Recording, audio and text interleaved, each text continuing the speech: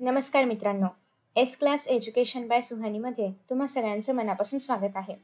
आत्ता जर तुम्ही 12thला असाल तर तुमच्या मनामध्ये हे सारे प्रश्न असतील की एंट्रन्स एक्झाम, बोर्ड्स कसं मॅनेज करायचं, डिस्ट्रॅक्शन कसे अवॉइड करायचे, स्ट्रॅटेजी काय असली पाहिजे, बुक्स कोणते रेफर करायचे, सेल्फ स्टडी कसा करायचा, कॉलेज कोचिंग कसं मॅनेज करायचं आणि बरंच काही. तर थांबा, हा व्हिडिओ तुम्हा सर्वांसाठीच आहे. याच्यामध्ये आपण या सगळ्या प्रश्नांची उत्तरं जाणून घेण्याचा प्रयत्न करणार आहोत. मग आत्ता जर तुम्ही 12thमध्ये असाल आणि जर तुम्ही कुठल्याही क्लासमध्ये एनरोल केलं असेल, तर तुमचा अभ्यास कधीच सुरू झाला असेल. पण तुम्ही कुठल्याही क्लासला नाही जात आहात. तुम्ही फक्त कॉलेजवरती डिपेंड आहात. तर 12थचं कॉलेज पण लवकरच सुरू होईल. साधारणतः 1 जूनमध्ये वगैरे सुरू होतं. पण तुम्ही अजूनही जर अभ्यासाला सुरुवात केली नसेल, तर तुम्हाला आता मात्र कॉलेजच्या आधी अभ्यासाला सुरुवात करावी लागेल. मग अभ्यास कसा करायचा? तर आता काही फक्त एकच मेथड नाही आहे. जसं आपण शाळेमध्ये फक्त शाळेत जाऊनच अभ्यास करायचो. आता असं नाही राहिलं. आता यूट्यूब चॅनल्स आहेत, अनेक बरेचसे ॲप्स वगैरे आहेत, ज्या ठिकाणी हा सगळा सिलेबस जो आहे तो प्रत्येक वेगवेगळ्या टीचर्सने शिकवलेला आहे. सो तुम्हाला आता ते सर्च करायचं आहे किंवा त्याच्यावरती फोकस करायचं आहे. तुम्ही कुठलेही चॅनल्स रेफर करू शकता जिथून तुम्हाला शिकणं इझी आहे किंवा जिथून तुम्ही इझिली अंडरस्टँड करू शकता गोष्टी. असं कोणतेही चॅनल्स तुम्ही शोधून काढा आणि त्याच्या आधारे अभ्यास सुरू करायला घ्या. ठीक आहे. सो आता सगळ्यात पहिली गोष्ट म्हणजे तुम्ही जर 12thला असाल आणि तुम्ही जर सायन्सला आहात, तर तुम्ही बऱ्याचशा एंट्रन्स एक्झाम देणार असाल along with boards. Okay, boards तर कंपल्सरी द्यायचंच आहे. पण त्याही सोबत तुम्ही काही एंट्रन्स एक्झाम देणार असाल. मग त्या एंट्रन्स एक्झाममध्ये काय काय येतं? तर एक तर MST CET आहे, एक तर नीट आहे, JEE आहे, CUET आहे. जर कोणी NDA देणार असेल तर NDA पण आहे. ठीक आहे. सो अशा बऱ्याचशा एक्झाम आहेत आणि अजून पण एक्झाम आहेत की ज्या 12thमध्ये किंवा 12th सोबत दिल्या जातात. तर मग तुम्ही यापैकी कोणतीतरी एका किंवा मे बी सगळ्याच एक्झामची तयारी पण करत असाल अलॉंग विथ बोर्ड्स. मग याच्यामध्ये हे बॅलन्स कसं करायचं किंवा नेमकं कोणाला जास्त वेळ द्यायचा आणि कशा पद्धतीने आपण हे बॅलन्स करू शकतो, तर हे आता आपण पाहणार आहोत. सगळ्यात महत्त्वाची गोष्ट म्हणजे जर तुम्ही कोचिंगला पण जाताय आणि कॉलेजला पण जाताय, तर मे बी तुम्ही दोघांकडे पण सेम गोष्टी शिकताय. सो तुम्ही एक काम करू शकता की तुम्हाला जर असं वाटतं की दोन्हीकडे सेम गोष्ट शिकून काही उपयोग नाही आहे, तर तुम्ही कुठेतरी एकाच ठिकाणी फोकस करा. जेणेकरून जो उरलेला वेळ आहे तो तुम्ही सेल्फ स्टडीला देऊ शकता. कारण तुम्ही जेव्हा एंट्रन्स एक्झामची तयारी करताय आणि बोर्डची तयारी करताय, तर अशा केसमध्ये सेल्फ स्टडी हा खूप महत्त्वाचा रोल प्ले करणार आहे. मग अशा केसमध्ये ट्राय करा की तुम्ही कुठल्यातरी एकाच ठिकाणी फोकस कराल, ज्या ठिकाणचं शिकवलेलं तुम्हाला समजतंय. ठीक आहे. अजून एक गोष्ट आहे, काही लोकांचे कॉलेजेस इंटिग्रेटेड असतील. ते नेमकं काय असतं याच्यावरती मी ऑलरेडी व्हिडिओ बनवलेला आहे. सो जर तुमचे कॉलेजेस इंटिग्रेटेड आहेत, तर तुम्हाला अर्थात कॉलेजला जावं लागत नाही आणि तो मग जो काही तुमचा वेळ वाचतोय तो तुम्हाला सेल्फ स्टडीला देता येईल, जे की खूप महत्त्वाचं आहे. आणि अल्टिमेटली तुम्ही कॉलेजमधून शिकताय, कोचिंगमधून शिकताय, कुठून शिकताय, याहीपेक्षा जास्त तुम्ही सेल्फ स्टडी करताय का, तुम्ही रिव्हिजन करताय का, यावरच तुमचे एंट्रन्स एक्झाममधले रँक्स आणि बोर्ड्समधले पर्सेंटेज डिसाईड होतात. त्याच्यामुळे हा एक खूप महत्त्वाचा फॅक्टर आहे. बऱ्याचदा आपण काय सेल्फ स्टडी काय करायचं, आता मी क्लासला जातोय, मी कॉलेजमध्ये शिकतोय, यूट्यूबवरून शिकतोय, तर अजून काय सेल्फ स्टडी करायचं. तर self study is not about शिकणं, इट्स अबाउट की जे शिकलोय ते आपल्याला समजलंय का, त्याचे रिव्हिजन आपण करतोय का, हे सगळं येतं सेल्फ स्टडीमध्ये. ठीक आहे. सो फक्त शिकणं महत्त्वाचं नाही आहे, शिकून झाल्यानंतर ते लक्षात पण राहिलंय का, त्याचं आपण रिव्हिजन पण करतोय का, हे सगळं तुम्हाला करायचं आहे सेल्फ स्टडीमध्ये. ठीक आहे. नेक्स्ट आहे की बुक्स कोणते यूज करायचे असतात किंवा नेमकं काय करायचं असतं. तर बुक्ससाठी एक तर सगळ्यात महत्त्वाची गोष्ट म्हणजे तुम्ही 11thला पण जर एंट्रन्स एक्झामची तयारी करत असाल, म्हणजे तुम्ही तिथूनच सुरुवात केली असेल, तर तुम्हाला थोडीफार आयडिया आहे की बुक्स कोणते यूज करायचे. जर तुम्ही नीट, JEE, CUET किंवा NDAचे वगैरे एक्झाम्स देणार असाल, तर तुम्हाला NCERT कंपल्सरी रेफर करायची आहे. पण तुम्ही जर फक्त MST CET देणार असाल, जे की महाराष्ट्र बोर्डच्या सिलेबसवरती आधारित असते, तर या केसमध्ये तुम्हाला फक्त महाराष्ट्र बोर्डचे बुक्स रेफर करायचे आहेत. NCERT रेफर करायची गरज नाही आहे. आणि जर तुम्ही या सगळ्या एक्झाम्स देताय, तर तुम्ही फक्त NCERT रेफर करा, त्याच्यामध्ये MST CET कव्हर होईल. ठीक आहे. सो सिंपल आन्सर आहे. तुम्ही जर पाहिलं तर सिलेबसमध्ये काही फरक नाही आहे दोघांच्या. फक्त चॅप्टरमध्ये काहीसं कॉन्टेंट कमी जास्त आहे, तेवढंच काही तो डिफरन्स आहे. बाकी म्हणजे महाराष्ट्र बोर्ड असो किंवा NCERT असो, दोघांचाही सिलेबस सेम आहे, इन्फॉर्मेशन सेम आहे. हां, लँग्वेजमध्ये फरक पडू शकतो, पण बाकी अभ्यास सेमच आहे. त्याच्यामुळे आपण म्हणूया की ऑलमोस्ट 90% सिलेबस हा सेमच आहे. सो तुम्ही कोणत्याही बुक्स फॉलो केल्या तरी पण काही फरक पडणार नाही आहे. तुम्हाला ते नॉलेज मिळणार आहेच. पण ट्राय करा की तुम्ही NCERT रेफर करा, कारण सगळ्या एक्झाम्समध्ये मोस्टली NCERT मधली भाषा किंवा त्या पद्धतीचे प्रश्न विचारले जातात, जे की ॲप्लिकेशन बेस्ड क्वेश्चन्स आहेत. ठीक आहे. त्याच्यामुळे जर तुम्ही या एक्झाम्स देता, तर तुम्हाला NCERT रेफर करणं कंपल्सरी आहे. पण जर तुम्ही फक्त MST CET देणार आहात, तर NCERTला हात लावू नका. Maharashtra board is best. ठीक आहे. सो बुक्सचं थोडक्यात आणि एकदम साधं आन्सर आहे. दुसरी गोष्ट, तुम्हाला काही रेफरन्स बुक फॉलो करायच्या असतील, तर कोणत्या बुक्स फॉलो करायच्या आहेत. तर रेफरन्स बुक जर तुम्ही फॉलो करणार असाल, तर MST CETमध्ये टार्गेट पब्लिकेशनचं ट्रिम्फ वगैरे येतं. नीट किंवा JEE तुम्ही इतर तुम्हाला कोचिंगमधून काही मटेरियल मिळालं असेल ते रेफर करू शकता, किंवा NCERT बेस्ड जे पण क्वेश्चन्स ज्याच्यामध्ये असतील असे कोणतेही बुक्स रेफर करू शकता, किंवा इवन तुम्ही कोणत्याही कोचिंगला एनरोल नाही केलं तरी पण जे मोठे मोठे क्लासेस आहेत त्यांचे बुक्स तुम्हाला कुठूनही बाहेरून मिळू शकतात, किंवा त्याच्या कॉपीज वगैरे मिळू शकतात. इफ पॉसिबल तुम्ही ते चेकआउट करू शकता. त्याच्या PDFs अवेलेबल असतात ते तुम्ही चेकआउट करू शकता. सो अशा बऱ्याचशा गोष्टी तुम्हाला पाहायला मिळतील. नीटसाठी अरिहंत पब्लिकेशनचे बुक्स आहेत. सो हे सगळे बुक्स तुम्ही चेकआउट करू शकता. नेक्स्ट आहे CVT. तर CVTसाठी ओसवाल पब्लिकेशनचे नवीन बुक्सचे ॲडिशन्स आलेले आहेत ते तुम्ही बघू शकता. सो हे जे न्यू एडिशन आहे याच्यामध्ये तुम्हाला प्रिव्हियस याचे सगळे क्वेश्चन पेपर सॉल्व्ह केलेले पाहायला मिळतील, आणि हे प्रत्येक विषयासाठी आहे. म्हणजे तुम्ही CVT ज्या विषयामधून देणार असाल त्या प्रत्येक विषयासाठी बुक अवेलेबल आहे. सो या ठिकाणी काही PDFs आहेत जे तुम्ही चेकआउट करू शकता. सध्या मी एकच PDF ओपन केलेली आहे, पण सगळ्या विषयांसाठी या बुक्स अवेलेबल आहेत. इवन तुम्हाला याच्यामध्ये शॉर्ट नोट्स वगैरे सगळं पाहायला मिळेल. सगळे MCQs वगैरे, त्याचा आन्सर ते का आला त्याचं एक्सप्लेनेशन वगैरे हे सारं काही पाहायला मिळेल. सो या बुक्स नक्की चेकआउट करा. या बुक्सच्या लिंक्स तुम्हाला खाली डिस्क्रिप्शन बॉक्समध्ये पाहायला मिळतील. ठीक आहे. सो आफ्टर दॅट नेक्स्ट आहे की नेमकी सुरुवात कशी करायची. आता आपण वरच्यावर आन्सर पाहिलं सगळ्या गोष्टींचं, आता नेमकी सुरुवात कशी करायची. तर जर तुम्ही अजूनही सुरुवात केली नसेल तर स्टार्ट नाव. सगळ्यात पहिली गोष्ट आहे की स्टार्ट नाव, आत्ता सुरुवात करा. कारण इट्स नाव हाय टाईम की तुम्ही आता अजिबात वेट करू शकत नाही की ठीक आहे कॉलेज सुरू होईल वगैरे वगैरे, असं नाही. तुम्हाला आत्ता सुरुवात करायची आहे.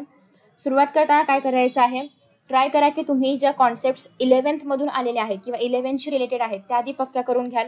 म्हणजे असे बरेचसे चॅप्टर्स आहेत की जे तुम्हाला 11th होते आणि त्याचं एक्सटेन्शन आता 12th आहे. ठीक आहे. सो त्याच्यामुळे ते सगळे चॅप्टर्स तुम्हाला आधी नीट करायचे आहेत. आय होप की सगळ्यांनी 11th अभ्यास परफेक्ट केला असेल. आणि जर असं आहे की 11th बॅकलॉग वगैरे बाकी आहे, बॅकलॉग म्हणजे काय की 11th सगळं शिकवून झालं आहे, तुम्ही जिथेही कुठे रेफर करता तिथे, पण तुमचा अजून अभ्यास नाही झाला आहे, त्याला आपण म्हणतो बॅकलॉग. सो तो असा जो काही बॅकलॉग असेल, जितकेही चॅप्टरचा बॅकलॉग आहे पटापट कव्हर करण्याचा प्रयत्न करा. साधारणतः तुम्हाला असं मानून चालू आहे की तुम्ही बॅकलॉग पण कंप्लीट करायला सुरुवात केली असेल. मेची वगैरे सुट्टी त्यासाठीच असते, पण अजूनही झालं नसेल तर थोडासा वेळ घ्या, तो बॅकलॉग कव्हर अप करा. जितक्या लवकर शक्य होईल तितक्या लवकर ते कव्हर करा आणि मग तुम्ही 12th स्टार्ट करा. पण बॅकलॉग कव्हर करताना हे पण लक्षात ठेवा की आपल्याला 12th पण अभ्यास करायचा आहे. सो साधारणतः एक जूनमधलीच कुठली तरी एक डेट डिसाईड करा. जुलैपर्यंत जाऊ नका. जूनमधलीच एक डेट डिसाईड करा की जिथपर्यंत तुम्हाला तो सगळा बॅकलॉग कव्हर करायचा आहे. ठीक आहे.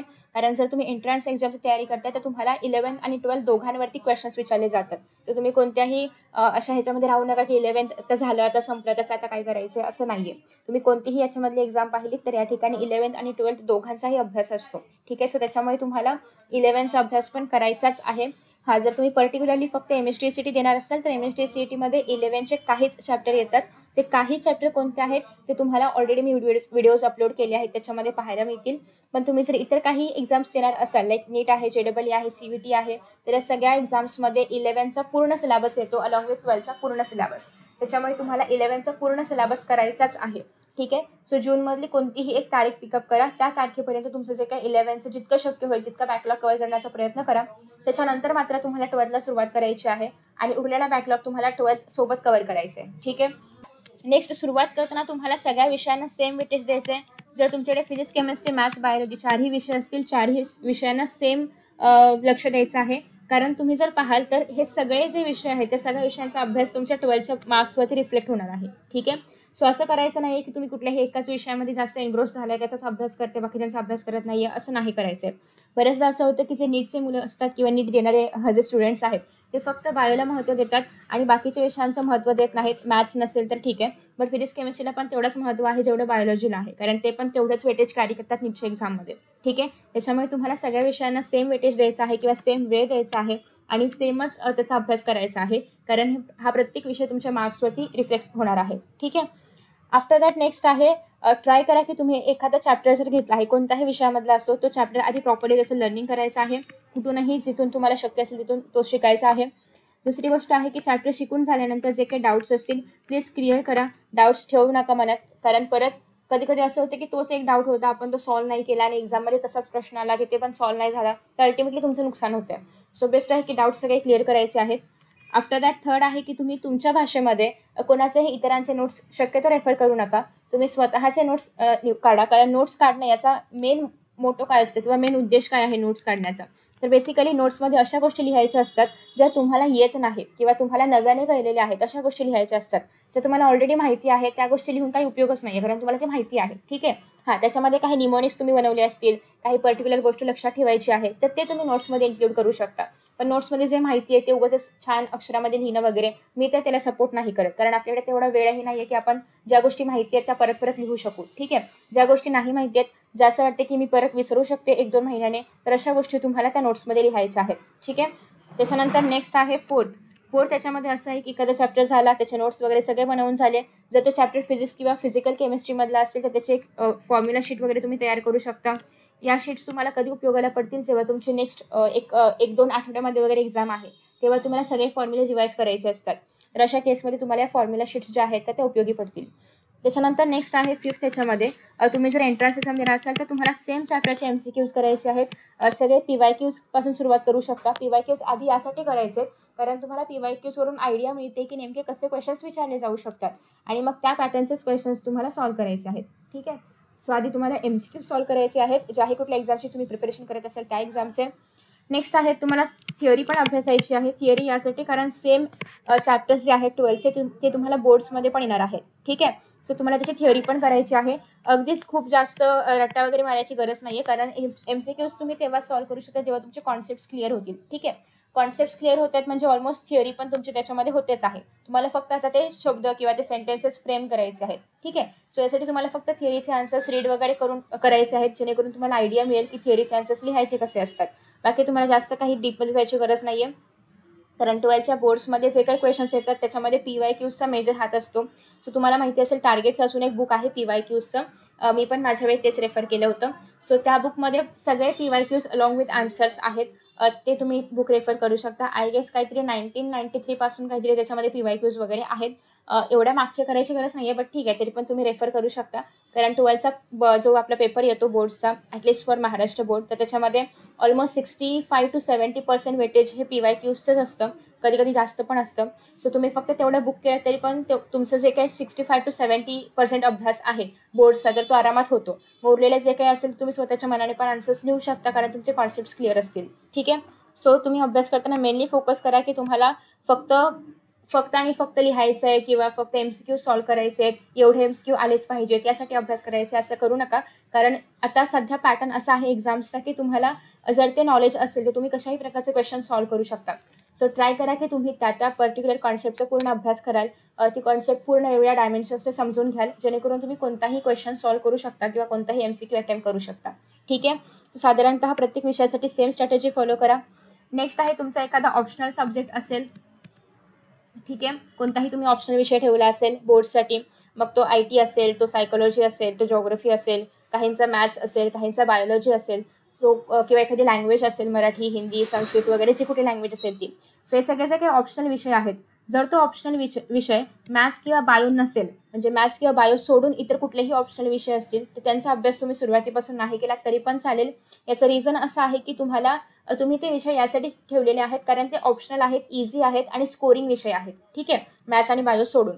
सो ते जे स्कोरिंग विषय आहेत त्यांचा अभ्यास तुम्ही साधारणतः जेव्हा एक्झाम वगैरे असते, 1 वीक नंतर एक्झाम असेल तर त्या वीकच्या आधी तुम्ही जरी अभ्यास करायला सुरुवात केली तरी पण याचा अभ्यास आरामात होतो. सो या विषयांचा अभ्यास करणं तितकं डिफिकल्ट नाही आहे किंवा तेवढा वेळ देणं एक्सपेक्टेड नाही आहे. हां, पण तुमचा ऑप्शनल जर मॅथ्स किंवा बायो असेल तर मात्र तुम्हाला वेळ द्यावा लागेल, कारण अर्थात हे चॅप्टर्स किंवा हे विषय असे नाही आहेत की तुम्ही एक्झामच्या 1 आठवडा वगैरे आधी हातात पुस्तक घेतलं आणि तुम्हाला आले, असं नाही होणार. त्याच्यामुळे तुम्हाला याचा अभ्यास मात्र करावाच लागणार आहे फ्रिक्वेंटली. पण इतर कुठे विषय असतील तर तुम्ही ते साधारणतः टॅकल करू शकता. नेक्स्ट आहे इंग्लिश कंपल्सरी असतो. इंग्लिशचा अभ्यास तर तुम्ही अर्थात वर्षभर नाही करणार आहात.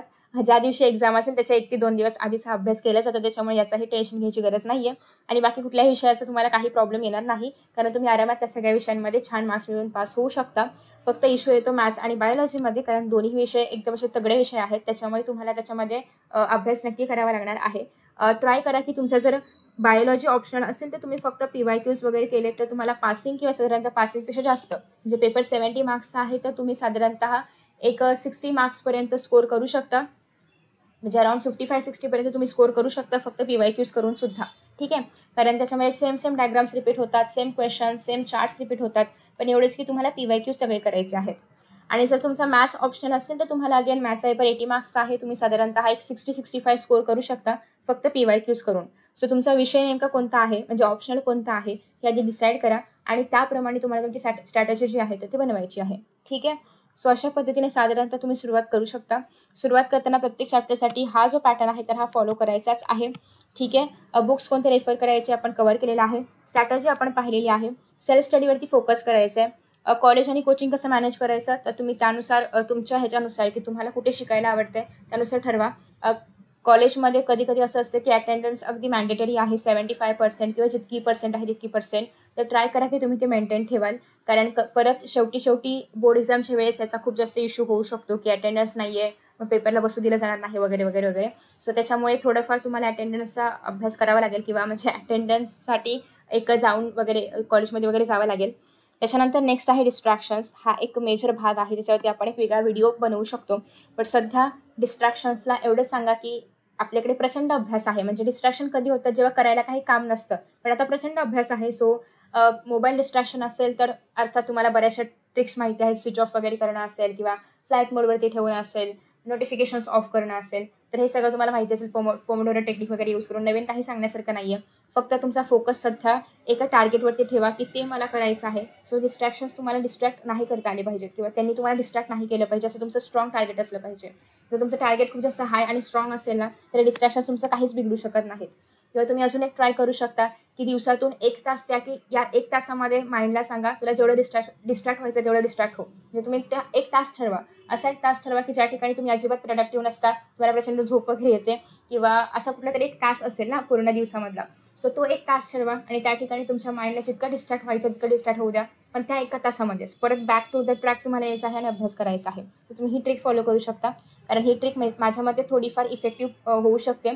कारण आपण ऑलरेडी त्याला वेळ दिला आहे की तू या एका तासामध्ये तुला जेवढे Instagram स्क्रोल करायचं आहे कर, जेवढे YouTube बघायचं आहे बघ, पण या 1 तासामध्येच जे काही करायचं आहे ते. ठीक आहे. आणि 1 तास जेव्हा आपण टाईमपास करतो तेव्हा असा एकदम 5 मिनिटासारखा निघून जातो, बट अभ्यास करतो तेव्हा तो खूप मोठा वाटतो. बट ठीक आहे. सो तुम्ही असं काहीतरी करून डिस्ट्रॅक्शनला अवॉइड करू शकता. सो आय होप की तुम्ही मेजरली जे डाऊट्स आहेत किंवा ज्या गोष्टी सांगण्या इतपत होत्या त्या सांगितल्या असतील. अजून काही बाकी असेल किंवा तुम्हाला अजून काही डाऊट्स असतील प्लीज खाली कमेंट बॉक्समध्ये पोस्ट करा. पॉसिबल असेल तर मी त्याच्यात व्हिडिओ अपलोड करेन किंवा तुम्हाला तुमच्या डाऊट्सचा आन्सर देईन. ठीक आहे. So thank you so much for watching this video. Best of luck for your exams and bye.